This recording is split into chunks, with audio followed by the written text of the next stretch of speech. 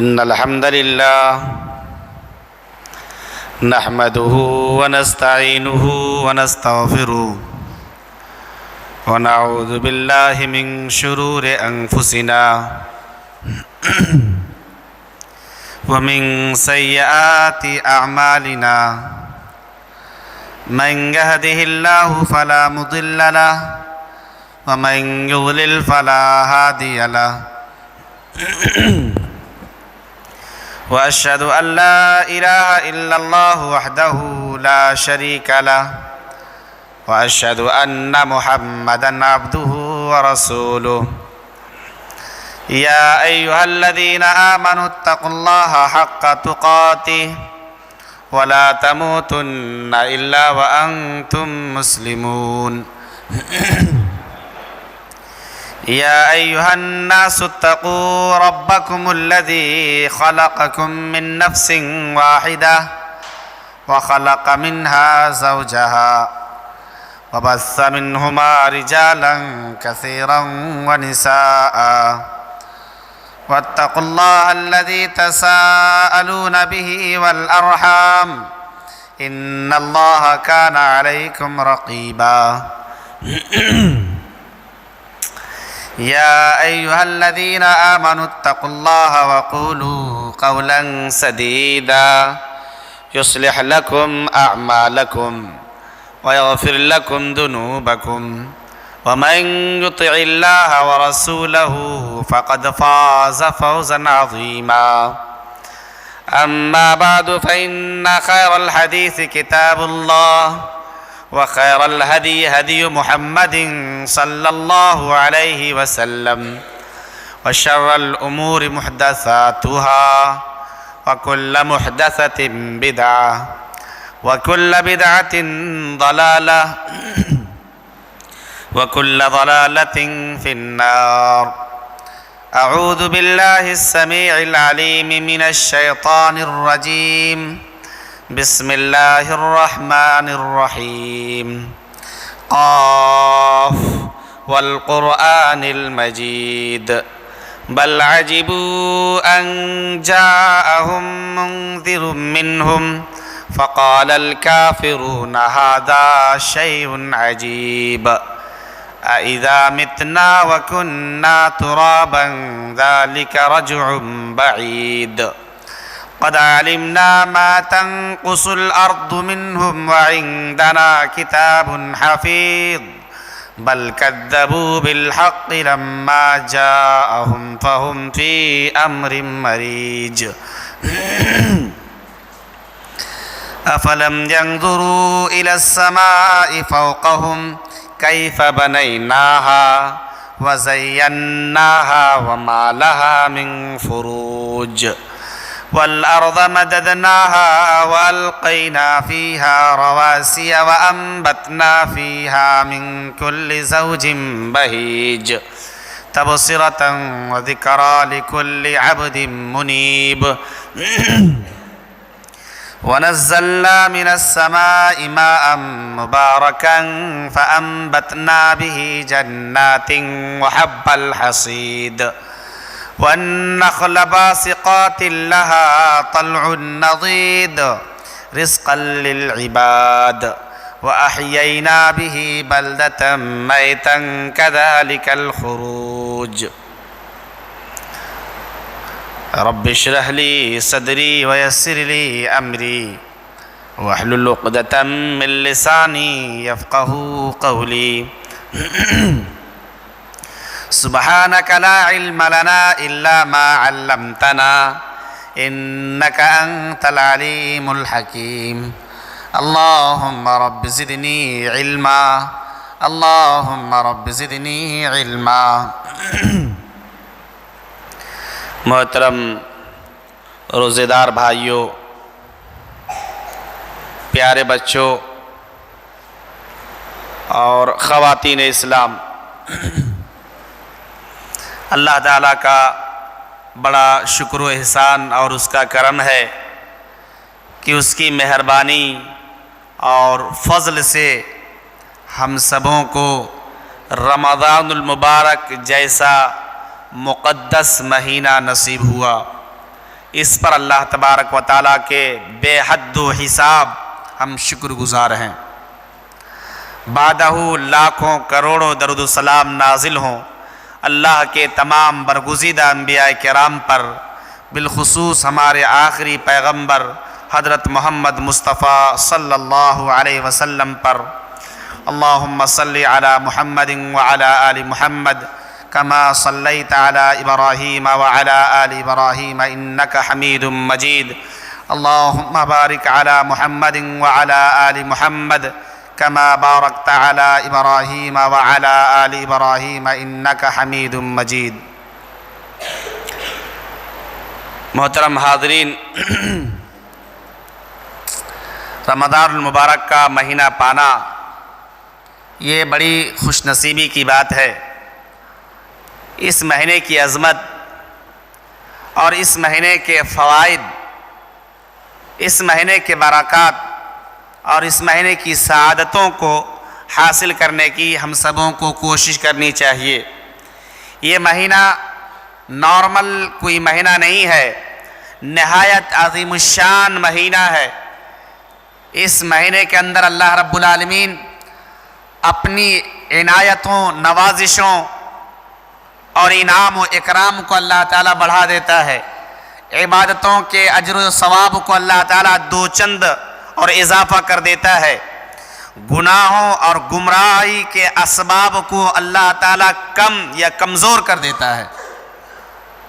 ایک انسان روحانی ماحول پاتا ہے، ہر طرف اللہ کے بندے اللہ کی طرف لو لگائے ہوئے اللہ کی طرف لوٹتے ہیں، اللہ رب العالمین کی دین سے محبت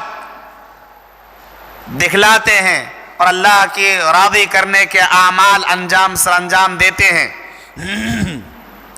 اللہ رب العالمین اس ماہ مبارک میں اپنے خاص فضل و کرم سے گناہ کرنے یا گمراہ ہونے کے اسباب کو اللہ تعالیٰ کمزور کر دیتا ہے، اس طور پر کہ جب یہ مہینہ آتا ہے اللہ رب العالمین حدیث شریف میں آتا ہے کہ سلسلۃ الشیاطین وصفدت مردۃ الجن، کہ جو ہی یہ مہینہ داخل ہوتا ہے اللہ رب العالمین سرکش شیاطین اور سرکش جنات کو اللہ تعالیٰ طوق پہنا دیتا ہے، بیڑیاں پہنا دیتا ہے، پھر تو انسانوں کو گمراہ کم سے کم کر پاتا ہے اور انسان نیکیوں کی طرف مائل ہوتا ہے۔ تو اس مہینے کے اندر اللہ تعالیٰ کو راضی کرنے کی سرگرمیاں ہماری خوب تیز سے تیز تر ہو۔ اللہ تبارک و تعالیٰ نے ہمیں جو یہ مہینہ نصیب کیا ہے، اس مہینے کی عظمت ہم اپنے دل میں بیٹھائے رکھیں، اس مہینے کا مقام و مرتبہ ہم اپنے دل میں جاگزی رکھیں اور شکر گزاری کریں کہ اللہ تعالیٰ نے ہمیں نصیب کیا ہے۔ ہمارے بہت سارے احباب، اخوان، اصحاب، جاننے والے، متعلقین، رشتہ دار جو گزشتہ سال ہمارے ساتھ اس ماہ مبارک میں تھے، لیکن اس سال اللہ تعالیٰ نے انہیں اپنے یہاں بلا لیا ہے، اس مبارک مہینے سے محروم کر رکھا ہے۔ اس مہینے کی عظمت کے لیے ایک حدیث میں آپ لوگوں کے سامنے رکھوں۔ اللہ کے نبی صلی اللہ علیہ وسلم کے زمانے میں دو آدمی ایمان لاتے ہیں، اللہ کے نبی صلی اللہ علیہ وسلم پر ایمان لاتے ہیں۔ ایک آدمی عبادت میں بہت کوشش کرنے والے تھے، ایک صحابی عبادت میں بہت آگے رہتے تھے، فرائض کے ساتھ ساتھ نوافل کا بھی اہتمام کیا کرتے تھے، اور ایک دوسرا آدمی جو ساتھی میں اسلام لایا، وہ عبادت میں اس قدر اہتمام نہیں کرتے تھے، پیش نہیں رہتے تھے، البتہ فرائض کا اہتمام کیا کرتے تھے۔ جو عبادت میں زیادہ کوشش کیا کرتے تھے وہ اللہ کے راستے میں شہید ہو جاتے ہیں۔ اور ایک وہ آدمی جو عبادت میں بہت زیادہ محنت نہیں کیا کرتے تھے، اس کی وفات اور موت نارمل وفات ہوتی ہے، اللہ کے راستے میں شہید نہیں ہوتے ہیں۔ ایک صحابی رسول خواب میں دیکھتے ہیں کہ جس کی وفات 1 سال بعد ہوئی ہے، جو عبادت میں بہت زیادہ کوشش نہیں کرتے تھے، جس کی وفات نارمل موت آئی ہے، وہ آدمی اس آدمی سے پہلے جنت میں جا رہا ہے جو آدمی بڑی محنت کرتا تھا عبادت میں، اللہ کے راستے میں شہید بھی ہو گیا، وہ 1 سال بعد جنت میں جا رہا ہے۔ صحابہ کرام سے جب اس صحابی نے یہ خواب بیان کیا تو صحابہ کرام بڑے تعجب میں پڑ گئے۔ یہ معاملہ اللہ کے رسول صلی اللہ علیہ وسلم تک پہنچا تو اللہ کے رسول صلی اللہ علیہ وسلم نے کہا کہ اس میں تعجب کی کیا بات ہے، تم لوگ پریشان کیوں ہو؟ تعجب کی کوئی بات نہیں، جس کی وفات نارمل موت ہوئی ہے، جو 1 سال بعد وفات پایا، جو 1 سال جو محنت عبادت میں بہت نہیں کیا کرتا تھا، البتہ فرائض کا اہتمام کیا کرتا تھا، اس کی وفات 1 سال بعد ہوئی ہے۔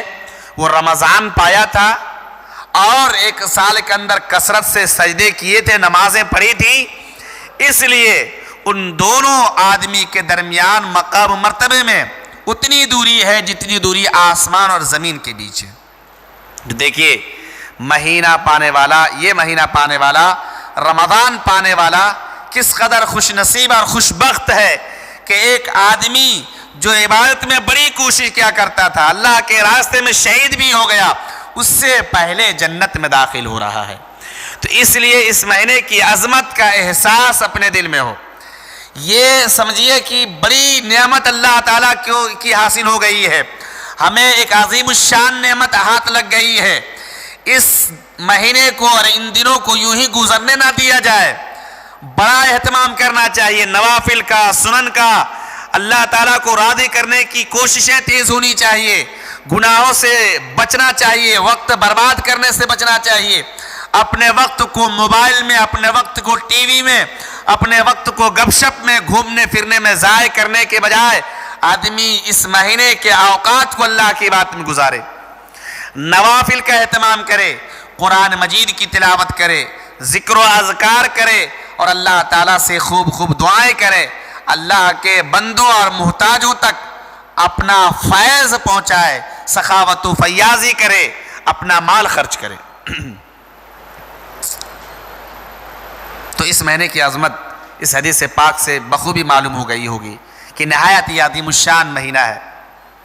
یہ مہینہ ہر سال اللہ رب العالمین 1 مرتبہ لے کر آتا ہے۔ یہ مہینہ ٹریننگ اور تربیت والا مہینہ ہے، ہر سال اللہ تعالیٰ اس مہینے کو لاتا ہے تاکہ اللہ تعالیٰ اپنے بندوں کی ٹریننگ دے، تربیت کرے۔ تربیت اور ٹریننگ والا یہ مہینہ ہر سال آتا ہے اور ہم سب کی تربیت کرتا ہے، ہم سب کو اچھے اعمال، اچھے اخلاق، اچھے کردار کا پابند بناتا ہے۔ یہ مہینہ تربیت کرتا ہے، ٹریننگ دیتا ہے، اس بات کی تربیت دیتا ہے یہ مہینہ کہ ہم سب وقت کا پابند بن جائیں۔ آدمی وقت پر سحری کرتا ہے، وقت پر افطار کرتا ہے، وقت پر نمازیں پڑھتا ہے اور دیگر اعمال کو انجام دیتا ہے۔ یہ مہینہ ہر سال آ کر کے اس بات کی تربیت اور ٹریننگ دیتا ہے کہ انسان اپنے اوقات کا پابند بن جائے، اپنے وقت کی پابندی کرے۔ یہ مہینہ ہر سال اس لیے آتا ہے کہ انسان قیام اللیل کا اہتمام کرے، تراویح کا اہتمام کرے، سنن کا اہتمام کرے، اور ایک مہینہ یہ ٹریننگ اور مشاقی اور ایک مہینہ جو پریکٹس ہوتی ہے قیام اللیل کا، تراویح پڑھنے کا، اس پریکٹس اور تربیت کے نتیجے میں یہ مہینہ یہ بتلاتا ہے کہ آئندہ دنوں میں بھی قیام اللیل کا اہتمام کیا جائے۔ تو یہ مہینہ اوقات کی پابندی کی ٹریننگ کے لیے آتا ہے، یہ مہینہ فرائض کے ساتھ ساتھ نوافل کی پابندی کی ٹریننگ کے لیے آتا ہے، یہ مہینہ اچھے اخلاق و کردار سکھلانے کے لیے آتا ہے۔ اللہ کے نبی صلی اللہ علیہ وسلم نے فرمایا من لم يدع قول الزور والعمل به فليس لله حاجة في ان يدع طعامه وشرابه، کہ جو شخص روزہ رکھے اور روزہ رکھ کر کے جھوٹ بولنا، غیبت کرنا، چغلی کرنا، بری بات کرنا، برے کام کرنا نہ چھوڑے، اللہ تعالیٰ کو اس کے روزے کی کوئی ضرورت نہیں ہے، وہ صرف بھوکا اور پیاسا رہتا ہے، اس کے روزے کا کوئی فائدہ نہیں ہوتا۔ تو کیا یہ روزہ کیا تربیت کر رہا ہے؟ یہ مہینہ کس بات کی تربیت کر رہا ہے؟ اس بات کی تربیت کر رہا ہے کہ انسان اپنا اخلاق، اپنے کردار، اپنے کیریکٹر کو سدھارے، انسان اپنی زبان پر لگام دے، اپنی زبان سے حق اور سچ بات کہے، بری باتوں سے اپنے آپ کو روک لے، برے کاموں سے اپنے آپ کو بچا لے۔ اس بات کی ٹریننگ اور مشاقی کراتا ہے یہ مہینہ۔ روزہ رکھ کر کے ہم ٹریننگ کرتے ہیں کہ اپنی زبان پر کیسے کنٹرول کریں گے، اپنی زبان سے بری بات کیسے نہیں کریں گے۔ اگر ہم نے اپنی زبان سے بری بات کہی، غیبت کی، چغلی کی، جھوٹ بولا، دغا دیا، تکلیف پہنچائی، تو سمجھیے پھر ہمارا روزہ خراب ہو گیا، ہمارا روزہ بیکار ہے، اس کا کوئی ثواب اور اجر اللہ تعالیٰ کے یہاں ملنے والا نہیں ہے۔ آج کل دیکھا جاتا ہے کہ جہاں لوگ اکٹھے ہو گئے، کسی کی برائی شروع ہو گئی، کسی کمیاں بیان کی جانے لگی، خرابیاں بیان کی جانے لگی، حتیٰ کہ مساجد کے اندر بھی، مسجدوں میں بھی لوگ اس بات سے نہیں بچتے ہیں کہ کسی کی برائی بیان نہ کی جائے۔ مسجد اللہ کا مقدس گھر ہے، اس گھر میں بھی بہت سے لوگ بیٹھے دوسروں کی، اپنے بھائیوں کی غیبت اور چغلی کرتے رہتے ہیں، برائی بیان کرتے رہتے ہیں مسجد کے اندر بیٹھ کر، جہاں صرف اللہ تعالیٰ یاد آنا چاہیے۔ برائیوں سے خود کو احساس نہ کریں، برائیوں کے احساس نہ ہونا چاہیے تھا، ارادہ نہیں ہونا چاہیے تھا، لیکن بڑے افسوس کے ساتھ کہنا پڑتا ہے کہ مسجد میں بھی بیٹھ کے لوگ دوسروں کی برائیاں بیان کرتے ہیں۔ اللہ کے نبی فرماتے ہیں من لم يدع قول الزور والعمل به فليس لله حاجة في ان يدع طعامه وشرابه۔ صحیح بخاری کی روایت ہے کہ جو شخص جھوٹ بولنا، غلط بات کرنا، برائی کرنا، برے کام کرنا نہ چھوڑے، اللہ تبارک و تعالیٰ کو کوئی ضرورت نہیں ہے کہ وہ بھوکا اور پیاسا رہے، پانی پینا، کھانا چھوڑ دے، اللہ تعالیٰ کوئی ضرورت نہیں۔ ایک دوسری حدیث میں اللہ کے نبی فرماتے ہیں کہ لیس الصیام من الاکل والشرب، روزہ کھانے پینے سے بچنے کا نام نہیں ہے، روزہ صرف کھانا پینا چھوڑ دینے کا نام نہیں ہے، بلکہ روزہ انما الصیام من اللغو والرفث، کہ روزہ در حقیقت بری بات، برے کام، بری حرکات سے بچنے کا نام ہے۔ روزہ کس کا نام ہے؟ بری بات، برے کام، بری حرکتوں سے بچنے کا نام روزہ۔ اور آگے اللہ کے نبی کیا فرماتے ہیں کہ اگر فَإِن سَابَّهُ أَحَدٌ، اگر کوئی روزے دار کو گالی دے، او یجہل علیک، فَإِن سَابَّكَ أَحَدٌ أَوْ يَجْهَلُ عَلَيْكَ، اگر تمہیں کوئی گالی دے، روزے دار بھائی کو کوئی برا بھلا کہے، گالی گلوچ دے، یا جہالت اور نادانی سے پیش آئے، صحیح طور پر اچھے ڈھنگ سے پیش نہ آئے، نادانی اور بیوقوفی کا ویوہار کرے، سلوک کرے، تو وہ آدمی کہے انی صائم، انی صائم، میں روزے دار ہوں، میں روزے دار ہوں، میں روزے دار ہوں۔ غصہ آئے تو بیٹھ جائے اور کہے کہ انی امرؤ صائم، میں روزے دار آدمی، تم گالی دو میں گالی نہیں دوں گا، تم برا بھلا کہو میں برا بھلا نہیں کہوں گا، تم مجھ سے بدبختی کے ساتھ پیش آؤ، نادانی کے ساتھ پیش آؤ، جہالت کے ساتھ پیش آؤ، کمبختی کے ساتھ پیش آؤ، میں تمہارے ساتھ ایسا پیش آنے والا نہیں، تم برائی کے ساتھ میرے ساتھ پیش آؤ، میں تمہارے ساتھ برائی کے ساتھ پیش آنے والا نہیں۔ یہ مہینہ تربیت دیتا ہے کہ انسان اپنے اخلاق و کردار کو سدھارے، سنوارے۔ اس بات کی تربیت کے لیے مہینہ اللہ تعالیٰ ہر سال لے کر آتا ہے۔ ایک دوسری حدیث میں اللہ کے نبی فرماتے ہیں کم من صائم لیس لہ من صیامہ الا الظما، کتنے ہی روزے دار ایسے ہیں جن کو ان کے روزے سے کچھ بھی فائدہ نہیں ہوتا سوائے پیاسا رہنے کے، پیاسا رہنے کے کچھ بھی فائدہ نہیں۔ کم من صائم لیس لہ من صیامہ الا الظما، کتنے ہی روزے دار ایسے ہیں جن کو ان کے روزے سے کچھ بھی فائدہ نہیں ہوتا سوائے پیاس رہنے کے، پیاس جھیلنے کے اور کوئی فائدہ اسے نہیں ہے۔ تو اس لیے اپنے روزوں کی حفاظت کرنی چاہیے۔ صرف آدمی سمجھتا ہے کہ ہم بھوکے پیاسے صبح سے شام تک رہ گئے، روزہ ہمارا کمپلیٹ نہیں، روزوں کی حفاظت کرنی چاہیے۔ روزے کا جو مقصد ہے، اس مقصد کے حصول کے لیے تگودو اور کوشش ہونی چاہیے۔ دیکھیے کہ روزہ رکھ رہے ہیں، روزہ جن مقاصد کے تحت اللہ تعالیٰ نے فرض کیا ہے وہ مقاصد ہمارے اندر پیدا ہو رہے ہیں یا نہیں ہو رہے ہیں؟ اگر وہ مقصد ہم لوگ حاصل کر رہے ہیں تو سمجھیے کہ روزہ ہمارا کارگر ہے، کامیاب ہے۔ قرآن مجید میں اللہ تعالیٰ نے کیا فرمایا؟ یا ایھا الذین آمنوا کتب علیکم الصیام کما کتب علی الذین من قبلکم لعلکم تتقون، اے ایمان والو تم پر روزے فرض کیے گئے ویسے ہی جیسے تم سے پہلے لوگوں پر روزے فرض کیے گئے۔ مقصد کیا ہے؟ لعلکم تتقون، تاکہ تم متقی بن جاؤ۔ متقی کسے کہتے ہیں؟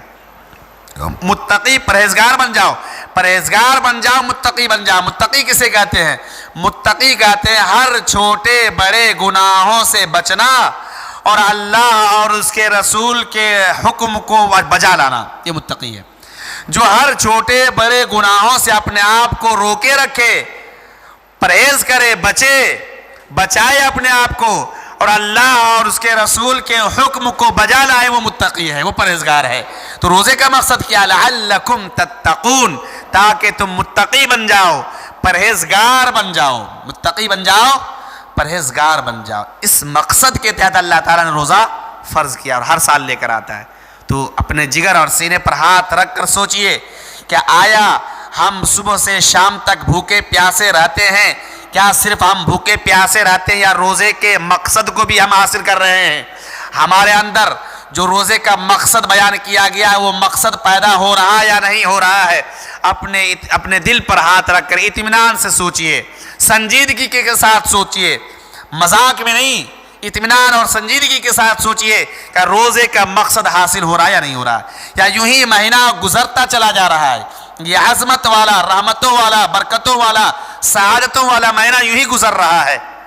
سوچنے کی ضرورت ہے، اور اگر کمیاں ہمارے اندر موجود ہیں تو ان کمیوں کی تلافی کی ضرورت ہے، ان کمیوں کو دور کرنے کی ضرورت ہے۔ ہمارے اندر یہ معاملہ ہے کہ 2-4 دن تو بڑے شوق، بڑے جذبے کے ساتھ ہم نے روزہ رکھا، عبادتیں کی، جوں رمضان گزرتا جاتا ہے آدمی سست پڑتا جاتا ہے، جو برکتوں کے دن ختم ہونے لگتے ہیں آدمی کمزور پڑنے لگتا ہے، جبکہ ہونا تو یہ چاہیے تھا کہ اور عبادتوں میں آدمی بڑھ جائے، عبادتوں میں مزید کوشش کرنے لگے۔ اللہ کے نبی صلی اللہ علیہ وسلم کے بارے میں آتا ہے کہ جب آخری عشرے میں داخل ہوتے تو اپنا کمر کس لیتے، تہبند مضبوط کر لیتے، یعنی بالکل آپ فٹ ہو جاتے، الرٹ ہو جاتے، چوکس ہو جاتے، متوجہ ہو جاتے صرف عبادت کے لیے۔ اس مہینے کے اندر اپنی دنیاوی مشغولیات کو، دنیاوی مصروفیات کو کچھ کم کر دیجئے، دنیاوی مشغولیات کو کچھ کم کر دیجئے، اور اس مہینے کے اندر اللہ تعالیٰ کو راضی کرنے کی کوشش کیجئے۔ ورنہ اللہ کے نبی صلی اللہ علیہ وسلم کی ایک حدیث سنیے۔ اللہ کے نبی صلی اللہ علیہ وسلم منبر پر جب تشریف لے گئے ایک مرتبہ، تب پہلی سیڑھی اور زینے پر جب آپ نے قدم رکھا تو کہا آمین، دوسری سیڑھی پر آپ نے قدم رکھا تو کہا آمین، تیسری مرتبہ جب آپ نے قدم رکھا تو کہا کہ آمین۔ صحابہ کرام نے پوچھا کہ اللہ کے رسول صلی اللہ علیہ وسلم آج آپ جو ہے عام معمول سے ہٹ کر آپ نے آمین آمین آمین 3 مرتبہ کہا، کیوں؟ تو 3 چیزوں پر آپ نے آمین آمین کہا۔ ایک چیز کیا تھی؟ ایک چیز ان میں سے یہ تھی کہ حضرت جبریل علیہ السلام نے کہا، اللہ کے نبی نے بتلایا کہ ان میں سے ایک چیز یہ تھی کہ حضرت جبریل علیہ السلام نے کہا کہ جو آدمی رمضان المبارک کا مہینہ پائے اور پا کر کے اللہ کو راضی اور خوش نہ کر سکے وہ اللہ کی رحمت سے دور ہو جا۔ اس بات پر اللہ کے نبی نے کہا کہ آمین۔ سنیے، سمجھیے، غور کیجئے، فرشتوں کا سردار حضرت جبریل علیہ السلام یہ کہتے ہیں، اور اس پر سید الانبیاء، انبیاء کے سردار حضرت محمد مصطفیٰ صلی اللہ علیہ وسلم آمین کہتے ہیں کہ اللہ تعالیٰ تو قبول فرما لے۔ تو کتنی بڑی بدبختی ہوگی کہ ہم لوگ رمضان مبارک کو پا کر کے بھی اللہ تعالیٰ کو راضی نہ کر سکیں۔ ہم اللہ کی رحمت سے دور ہو جائیں گے، اللہ کی برکتوں سے دور ہو جائیں گے اگر اللہ تعالیٰ کو راضی کرنے کی ہماری کوشش اور سرگرمیاں نہ ہو۔ صرف اخلاص کے ساتھ اللہ کے لیے، رضامندی کی خاطر، اللہ کی خوشنودی کی خاطر ہم اس ماہ مبارک کی عبادتوں کو انجام دیجیے، اور ایسا نہیں کہ 4 دن 5 دن، پورے مہینے میں پوری تندہی کے ساتھ، شوق اور جذبے کے ساتھ عبادت انجام دیجیے۔ آدمی رمضان مبارک میں قیام اللیل کرتا ہے، تراویح کی نماز پڑھتا ہے، کہتا تھک جاتے ہیں۔ شروع دن میں تو زیادہ لوگ ہوتے ہیں، دھیرے دھیرے آدمی کمتے جاتے ہیں اور 1 صف 2 صف 2.5 صف مقتدی رہ جاتے ہیں۔ اللہ کے نبی صلی اللہ علیہ وسلم کی حدیث ہے من قام رمضان ایمانا واحتسابا غفر له ما تقدم من ذنبه، جو شخص رمضان المبارک میں قیام اللیل کیا، تراویح کی نماز پڑھی، صدق نیت سے، اخلاص کے ساتھ، اللہ سے ثواب کی امید میں، اس کے پچھلے چھوٹے موٹے سارے گناہوں کو اللہ تعالیٰ معاف کر دیتا ہے۔ تو بہت بڑی فضیلت والی عبادت ہے قیام اللیل، تراویح کی نماز۔ تو اس لیے آدمی ہمت اور حوصلہ سے کام لے، محنت اور مشقت اس میں کرے، تھوڑی سی پریشانی برداشت کرے، تھوڑا سا اپنے آپ کو جھیل لینے دے، اپنے آپ کو تھوڑی سی تکلیف میں رکھیں، پیر کا درد جھیلیں، نیند کو برداشت کریں، قربان کریں، تھکاوٹ سہیں۔ تو اسلام اور دین کے لیے، اللہ کو راضی کرنے کے لیے اتنا بھی نہیں کر سکتے تو پھر اس اللہ تعالیٰ سے ہم اس کی جنت کے کیسے امیدوار ہیں؟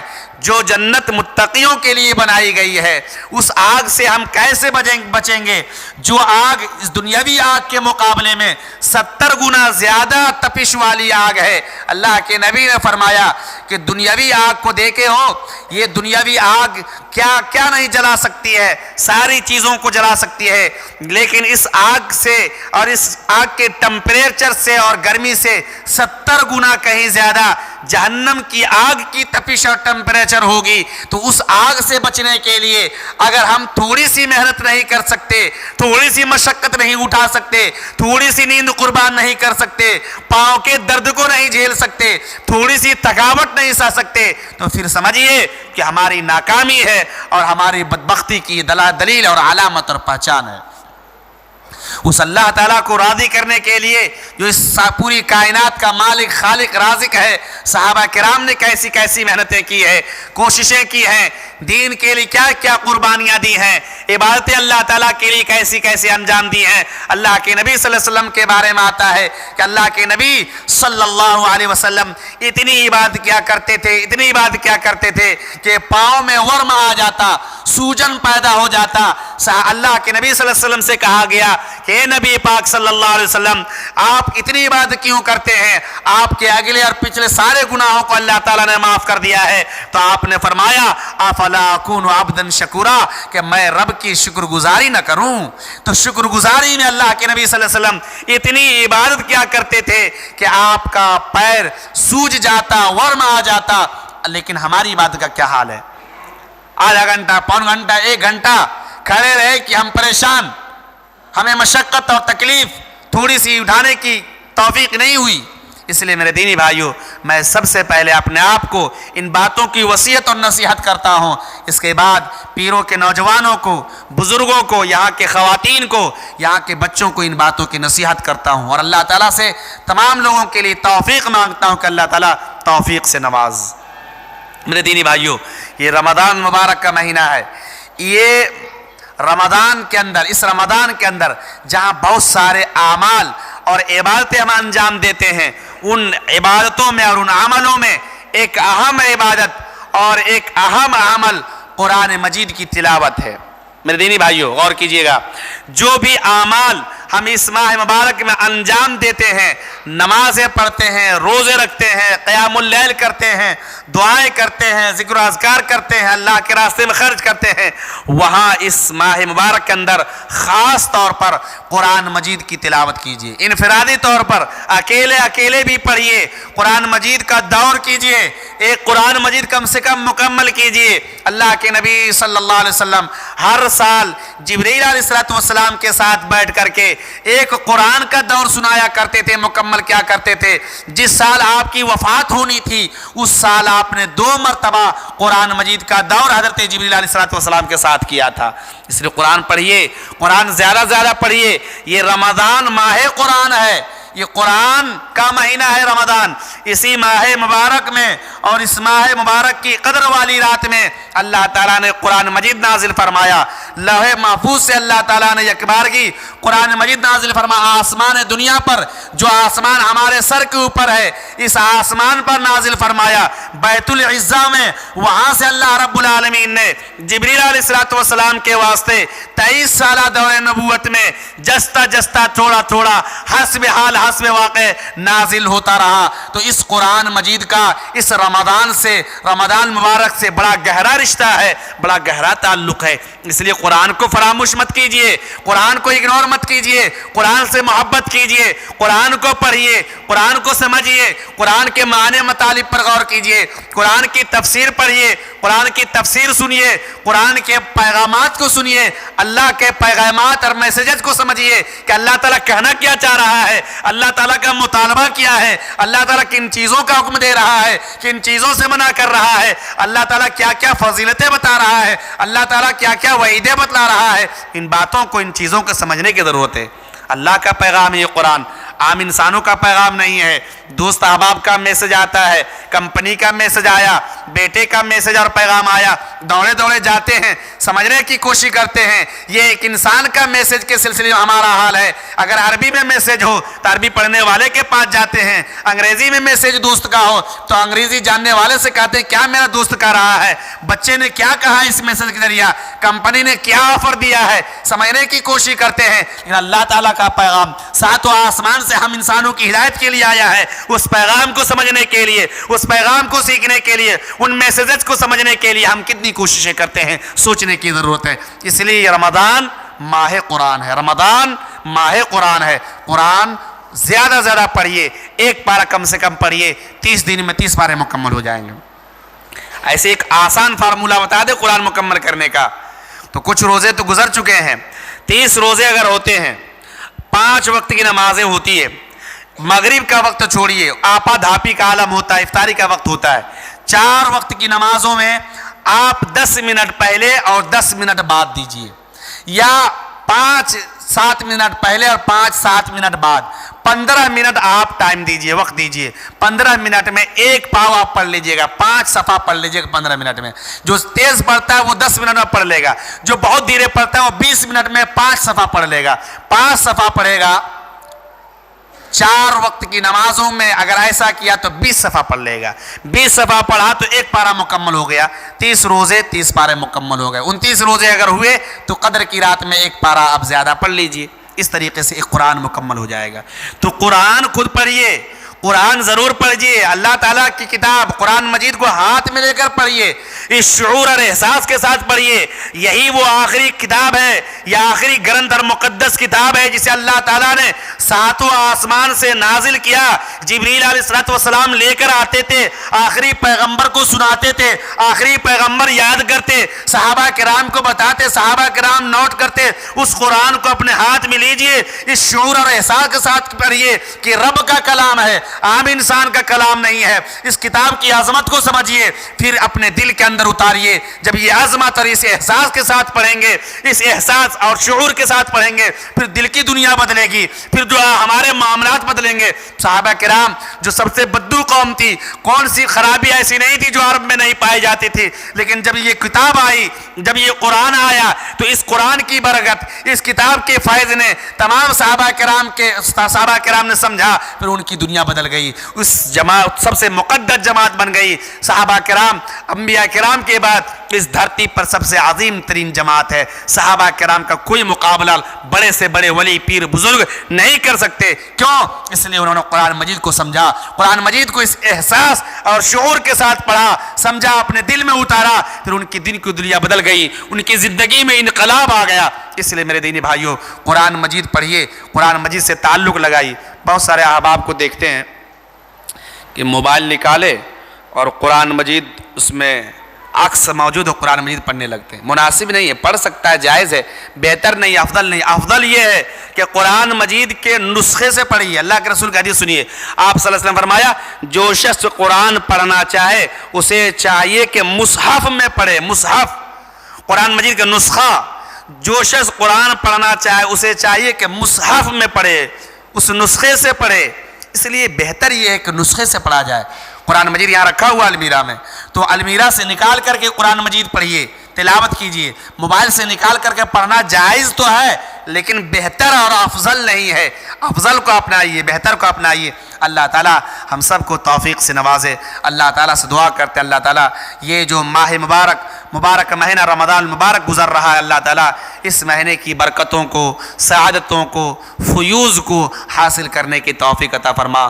اللہ تعالیٰ ہم جو بھی اس مہینے کے اندر ٹوٹی پھوٹی عبادت کرتے ہیں، ہمیں پورا یقین ہے کہ ہماری عبادتوں میں کمیاں رہ جاتی ہیں، کھوٹ ہے یہ ہمارے عبادتوں میں. اللہ تعالیٰ اپنے خاص فضل و کرم سے ہماری کمیوں کو دور فرما دے.